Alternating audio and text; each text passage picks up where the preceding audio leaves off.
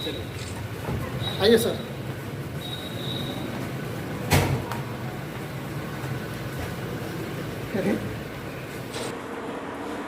जब लोकसभा का चुनाव हो रहा था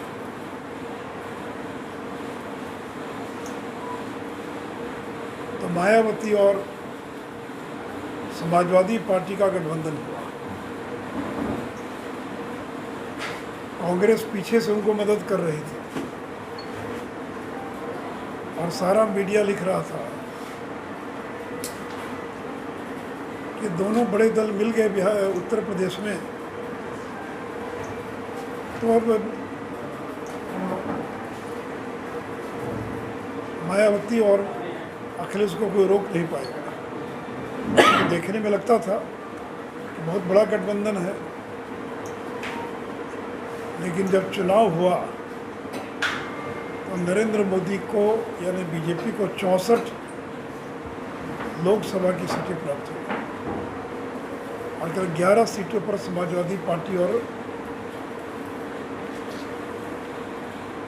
मायावती की पार्टी सिमट गई। कांग्रेस ने तो खाता भी नहीं खोला।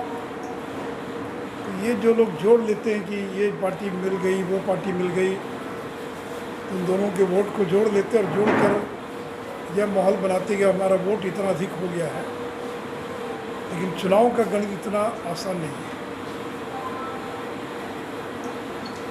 उस समय नरेंद्र मोदी देश के प्रधानमंत्री हैं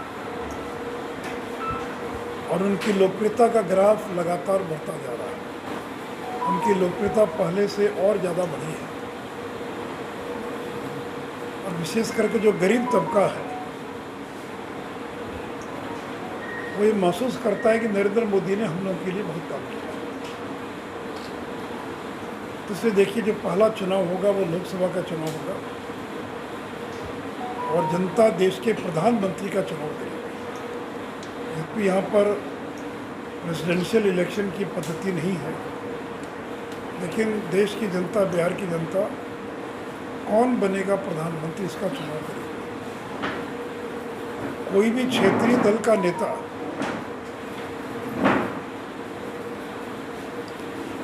उसका प्रभाव अपने राज्य के बाहर नहीं है।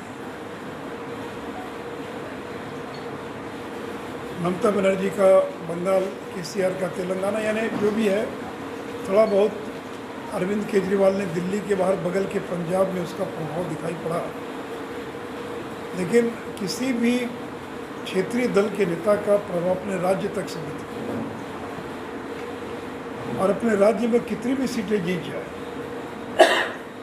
तभी प्रधानमंत्री बनने के लिए 250 से ज़्यादा सीट चाहिए।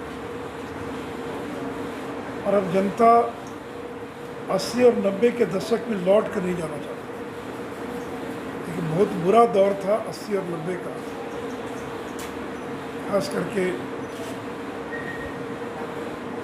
90 का दौर, इसमें आधे दर्जन प्रधानमंत्री बन गए, कोई 1 साल, कोई 6 महीना।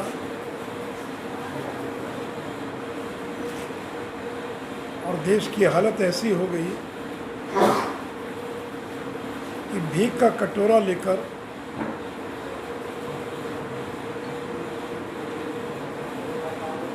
इंटरनेशनल मॉनेटरी फंड के पास कर्ज के लिए जाना पड़ा, IMF के पास जाना पड़ा। तो लोग अस्थिरता नहीं चाहते, लोग एक स्थिर सरकार चाहते, लोग एक पूर्ण बहुमत की सरकार चाहते हैं, लोग एक मजबूत प्रधानमंत्री चाहते हैं। नहीं तो सर्जिकल स्ट्राइक करने के पहले सहयोगी दलों से पूछना पड़ेगा, तब तो पाकिस्तान पता नहीं कहाँ से कहाँ पहुँच जाएगा। तो इसलिए ये कोई गठबंधन बना ले, कोई फर्क नहीं पड़ने वाला है। कल भी केसीआर आए बिहार में तो नीतीश जी को अपमानित करके चले गए। जब पत्रकारों ने पूछा तो नीतीश जी का नाम तक नहीं लिया, कहा कि विचार करेंगे। तो नीतीश जी ने तो बुलाया इसीलिए था केसीआर को ताकि अपने प्रधानमंत्री की उम्मीदवारी पर मोहर लगवा सके। बैठिए और चलिए,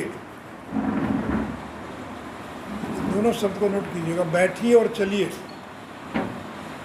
इसी का खेल चलता रहा। केसीआर का ने बैठिए 10 बार, उन्होंने कहा बैठिए बैठिए बैठिए, और 10 बार नीतीश ने कहा चलिए चलिए चलिए। वो वीडियो देखा होगा, पता नहीं देखा कि नहीं देखा आपने। जब पूछा पत्रकारों ने केसीआर से कि प्रधानमंत्री के लिए क्या नीतीश कुमार के नाम का प्रस्ताव करेंगे, तो केसीआर ने कहा कि समय आने पर बैठेंगे। तब नीतीश जी ने कहा चलिए, उठकर खड़े हो गए नीतीश जी। उनको लगा कि पता नहीं पत्रकार घेरेंगे तो क्या क्या बोल देंगे, तो नीतीश जी खड़े हो गए और कहा चलिए। तो केसीआर कह रहे बैठिए, नीतीश जी एक कदम आगे बढ़े, फिर कहे चलिए, वो कह रहे हैं कि बैठिए। तो खेल होता है म्यूजिकल चेयर बोलते हैं, म्यूजिकल चेयर। कुर्सी एक होती है और उसके इर्द गिर्द घूमने वाले 1 दर्जन लोग होते हैं। उसे 1 दर्जन में कौन बैठेगा उस कुर्सी पर, इसको म्यूजिकल चेयर एक खेल का नाम है। ये बैठिए और खेलिए,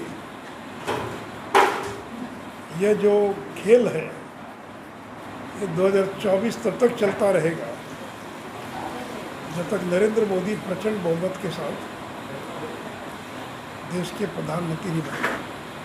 4:30 बजे के बाद परिणाम आने दीजिए। अरे हम लोग क्या हटाएंगे भाई, वो अपने इस्तीफा दिए ना। वो तो कह रहे हैं कि मैंने इस्तीफा दिया, नहीं देते इस्तीफा। हम लोग के लिए तो और बढ़िया था कि बने रहते। एक आपराधिक और पृष्ठभूमि के लोग बने रहे तो मेरा क्या, सुरेंद्र यादव, ललित यादव, इस तरह के लोग बने रहे सरकार में। रोज़ नया नया गुल के रोज़ नया नया मसाला मिलेगा।